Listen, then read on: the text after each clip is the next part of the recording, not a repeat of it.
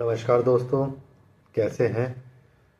अगर आपके बाल बहुत ज़्यादा पतले हो रहे हैं, हल्के हो रहे हैं, बाल बहुत ज़्यादा झड़ रहे हैं, गंजापन आ रहा है, एक बार कंघी करने से कम 50 से 100 बाल झड़ रहे हैं, तो ये वीडियो आपके लिए है।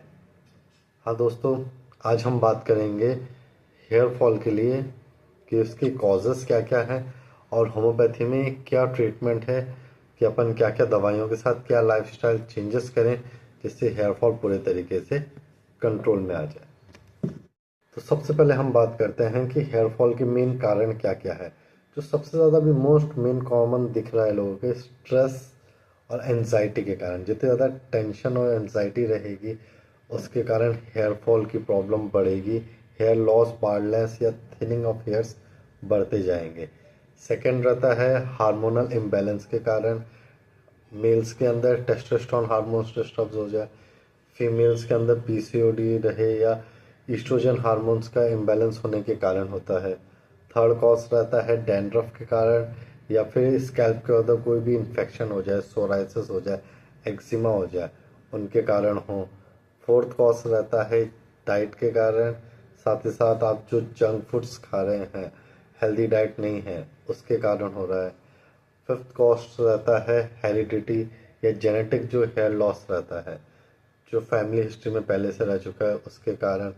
और लास्ट मेन जो एक्सेसिव केमिकल यूज़ करते हैं अपन बालों को स्टाइल करने के लिए, या फिर कोई भी जेल लगाते हैं, नए नए प्रकार के शैम्पूस ट्राई करते हैं, उनके कारण भी हेयर फॉल बढ़ता है। तो आज हम बात करेंगे होम्योपैथी कैसे कैसे काम करती है हेयर फॉल के अंदर। क्या रूट कॉज रहता है ट्रीटमेंट का, ब्लड सर्कुलेशन इंप्रूव करेगा पूरे तरीके से स्कैल्प के अंदर, साथ ही साथ ये वर्क करेगा हार्मोन्स जो इम्बैलेंस हो गए हैं इम्यूनिटी के ऊपर, और लंबे टाइम तक यूज़ करेंगे तो सेफ रहेगा। तो होम्योपैथी के जो भी सिम्टम्स रहते हैं उसके हिसाब से मेडिसिन आती हैं जिससे हेयर फॉल पूरे तरीके से कंट्रोल में आएगा। तो सबसे पहले अपन बात करते हैं होम्योपैथी में कौन कौन सी मेडिसिन रहती हैं।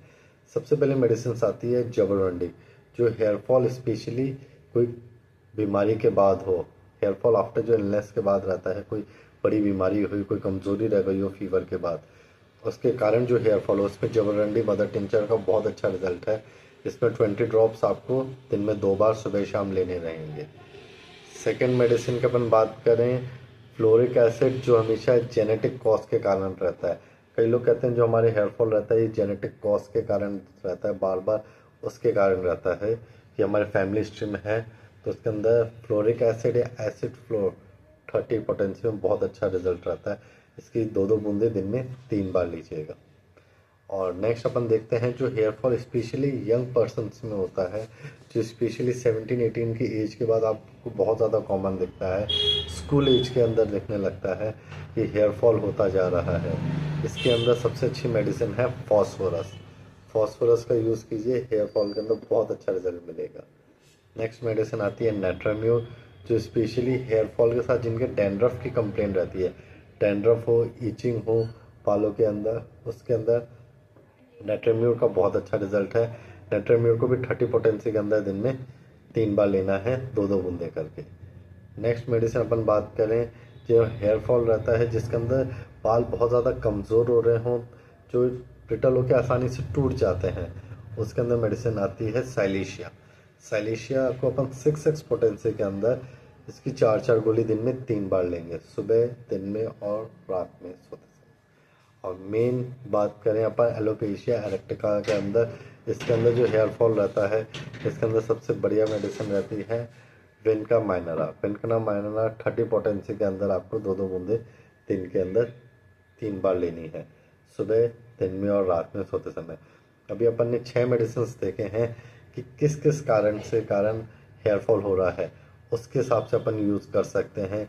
कोई बीमारी के बाद है, हेरिडिटी है, यंग एज के अंदर हो रहा है, या फिर कोई डैंड्रफ के कारण है, या रूट्स वीक हो रही हैं, उसके अंदर हेयर फॉल का अपन क्या क्या होम्योपैथी मेडिसिन साथ में ले सकते हैं, और कौन सी दवाई किस पेशेंट के ऊपर जाएगी, ये केस स्टडी के थ्रू होता है। इसके अंदर आप मेरे से कभी भी कमेंट सेक्शन में पूछ सकते हैं, या आपके आसपास कोई भी होम्योपैथी डॉक्टर है उनसे आप ये सलाह ले सकते हैं।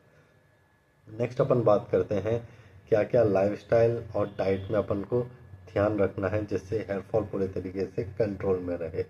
सबसे पहली चीज़, प्रोटीन डाइट सबसे ज़्यादा रखिए।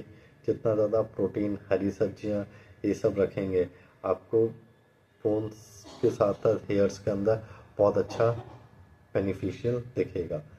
ग्रीन वेजिटेबल्स, सलाद, इनको रखिए।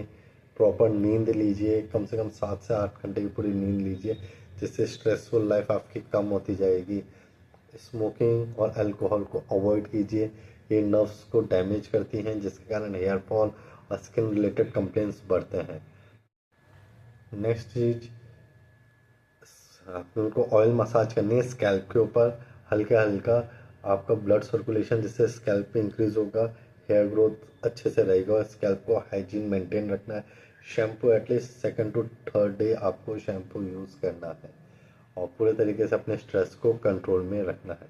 मैं आपको ऑयल और शैम्पूज बताऊंगा, वो आप यूज़ कीजिए, जिससे आपको हेयर फॉल में भी फ़र्क दिखेगा और हेयर ग्रोथ के अंदर भी।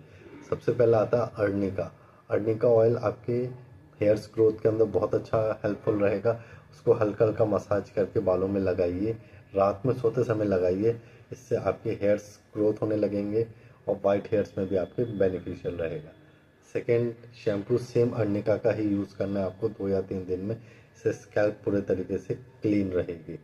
और अगर बहुत ज़्यादा डैंड्रफ हो रहा है तो साथ में नीम का शैम्पू आता है होम्योपैथी में, वो यूज़ कीजिए। वो पूरे तरीके से स्कैल्प को क्लीन करने में हेल्पफुल रहेगा। और जो भी आपकी कैसी भी क्वेरीज रहे, कुछ भी रहे, आप कोई भी डाउट्स रहे, आप मेरे से कभी भी कमेंट सेक्शन में पूछ सकते हैं। बालों से रिलेटेड कि कितने टाइम में हमें रिजल्ट मिलेगा, बाल कब तक ठीक होंगे, या फिर कितना ऑयल लगाना है, कब कब लगाना है, या डैंड्रफ का क्या क्या ट्रीटमेंट है, इस सब चीज़ के लिए आपको कोई भी डाउट रहे आप मेरे से कमेंट सेक्शन में कभी भी पूछ सकते हैं। वीडियो अगर आपको अच्छा लगा हो, हेयर लॉस का ट्रीटमेंट आपको अच्छा लगा हो, तो चैनल को ज़रूर लाइक कीजिएगा, सब्सक्राइब कीजिएगा और शेयर कीजिएगा। और कॉमन प्रॉब्लम आपकी कुछ भी रहे, इसके लिए वीडियोस के लिए बार बार मेरे से कुछ भी रहे कमेंट सेक्शन में आप मेरे से पूछ सकते हैं। Thank you.